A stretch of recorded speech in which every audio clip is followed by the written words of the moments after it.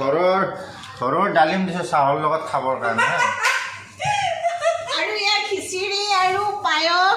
Hello' guys, আমি morning আজি ৰাতিপুৱা গা পা ধুই মোৰ ভাগিনজনী আৰু মই মন্দিৰলৈ যাবলৈ ওলাইছোঁ। আজি শিৱৰাত্ৰি যিহেতু আমি গা পা ধুই মন্দিৰলৈকে গৈ আছোঁ।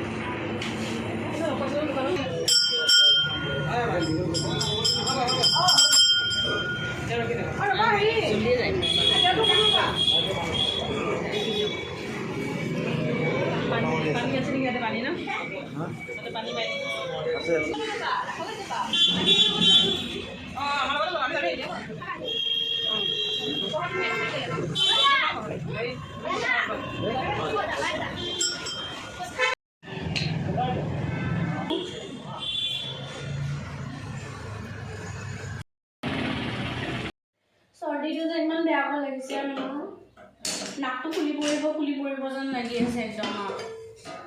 আদা চাদা দি চাহ অকণমান খাই দিওঁ নেকি?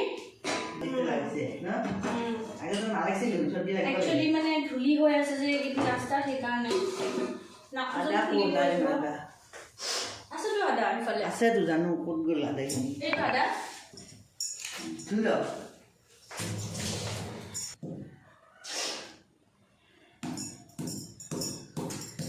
বেমাৰ নহয়, চৰ্দি বছৰ কেতিয়াবা আজিহে হ'ল বহুত দিনৰ পাছত।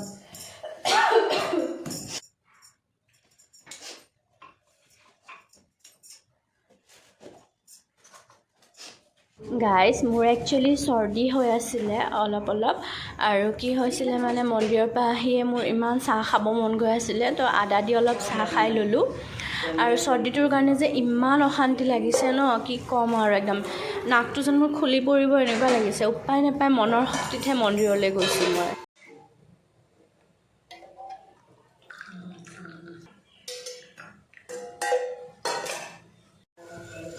গাইজ দেখিছে ন মোৰ অৱস্থাটো কি হৈছে, হাঁচি মাৰি থাকিবই পৰা নাই। আৰু এতিয়া আমি অলপ ব্ৰেকফাষ্ট কৰি ল'ম। এনেই ভেজ পোলাও অলপ বনাইছোঁ, পিঁয়াজ নিদিয়াকৈ, এনেই জাষ্ট চিম্পলভাৱে। আৰু মানে কি হৈছে, আমাৰ ঘৰৰ ওচৰত আৰু এটা মন্দিৰ আছে য'ত খিচিৰি প্ৰত্যেক বছৰেই খুৱায়। আৰু আমাৰো একচুৱেলি ইনভিটেশ্যনেই আছে, আমাৰ ভিনদেউহঁতেও সেনেকৈ কিবা কিবি দান কৰে সেনেকৈ, আৰু আমাৰ মায়েও এনেকৈ অলপ কিবা মন্দিৰৰ নামত দিছে শিৱৰাত্ৰি উপলক্ষে। তো তাতে আমি খিচিৰি খাবলৈ যাম অলপ দেৰিকৈ 3টামান বজাত। আমি এতিয়া কৈলাশপুৰৰ শিৱ মন্দিৰটোলৈকে আহিলোঁ। এই জেগাখিনিৰ নামটোহে কৈলাশপুৰ বুলি কয়, কাহিলীপাৰাৰ মানে তাতে শিৱ মন্দিৰটো থকাৰ বাবে কৈলাশপুৰ বুলি কয়। আৰু মই প্ৰত্যেক বছৰে এই মন্দিৰটোতে পূজা কৰোঁ, কিন্তু এইবাৰহে বেলেগ এটা মন্দিৰত পূজা কৰিলোঁ, কিন্তু তথাপিতো আহিছোঁ মই ইয়াতে।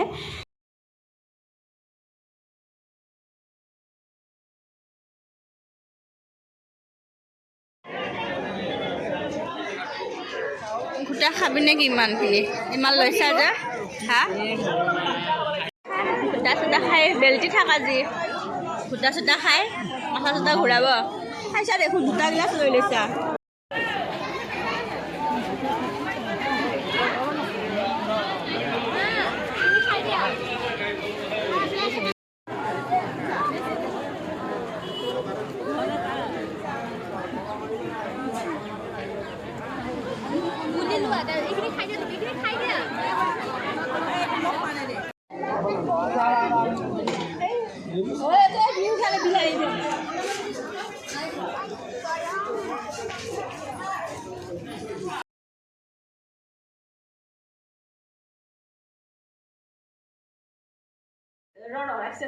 এয়া আমি শিৱৰাত্ৰিৰ ভোগ খাই বাইদেউৰ ঘৰত আহি এতিয়া গধূলিৰ চাহখিনি খাব লৈছোঁ আৰু এয়া ভিনদেউ চাহ ঢালি আছে ভিনদেউ কিন্তু খোৱা, বৰ ধুনীয়া চাহ খোৱা, বনাই খোৱা, দেই খোৱা, লেমন খোৱা, গ্ৰাছ খোৱা, ইলাইচি খোৱা, খোৱা। আৰু আদা দি একদম পুৰা মছলা চাই নিচিনা বনাই ইয়াতে আমাৰ নিমকি বিস্কিট এয়া চাহ আমাৰ কিমান আছে আইটেম চাই লওক আপোনালোকে আৰু এই ঘৰৰ ডালিম দিছে চাহৰ লগত খাবৰ কাৰণে হা। আৰু এয়া খিচিৰি আৰু পায়স লাবৰা এয়া শিৱৰাত্ৰিৰ ভোগ ঘৰৰ কাৰণে বাইদেউহঁতে দি বনাইছে আমাৰ কাৰণে গাইজ আপোনালোকে ভিডিঅ'টো চাই কেনেকুৱা পালে কমেণ্ট কৰি এবাৰ জনাই দিব আৰু এতিয়ালৈকে যদি মোৰ চেনেলটো ছাবস্ক্ৰাইব কৰা নাই তেনেহ'লে প্লিজ লাইক কমেণ্ট আৰু ছাবস্ক্ৰাইব কৰি দিব